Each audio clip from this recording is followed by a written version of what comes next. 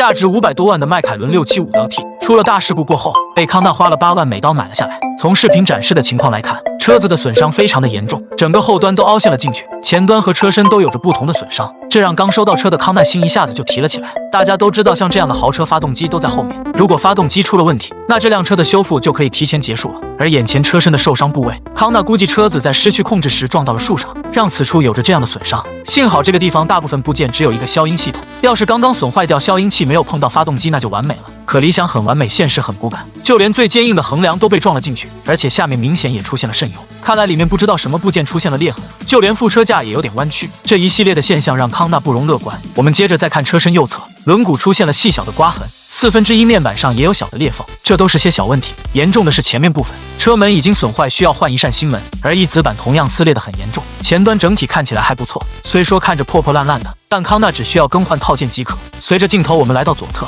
这边就好了很多，除了一些细小的刮痕外，基本上没有什么损伤。而更神奇的是车子内部，这么严重的事故竟然一个安全气囊都没爆，难道车子还带着魂环吗？可康纳却不在乎这些，也许每个男人都有一个豪车梦，康纳其实也不例外。这辆车在1年前他就关注了，当时车辆保险公司以15万美刀的价格出手，不知道为什么1年后又出现在了拍卖平台上，康纳这次就抓准时机以8万的价格拿下。其实康纳是想搏一把，俗话说搏一搏单车变摩托，赌一赌大众变路虎，他是在搏发动机没有问题，这样既能完成自己的一个豪车梦，还能把车子卖一个好的价钱。康纳先给车子连接上电源，是赚是赔就看这一嘚瑟了。康纳怀着内心的紧张按下启动键，可车子什么反应都没有。接着他又连续按动钥匙，这时显示屏突然就亮了起来，可是启动车子依旧没有反应。康纳打电话求助好友，对方说不启动，可以试试踩住刹车同时按动启动键。康纳照做后，车子却发出了警报，这一下让康纳的心沉入海底。不过他还是抱有一线希望，求助伟大的粉丝们，如果知道如何启动的可以给他留言，而他也要找一些老师傅去询问一下。经过了1晚上的细心研究，发现确实是发动机出现了问题，整个发动机向前了3英寸，已经贴到了前方的防火墙上，再加上全车大部分都是碳纤维的套件，康纳决定取消这次修复项目，因为康纳只是一个优秀的钣金师傅，并不能像机械师那样修复发动机，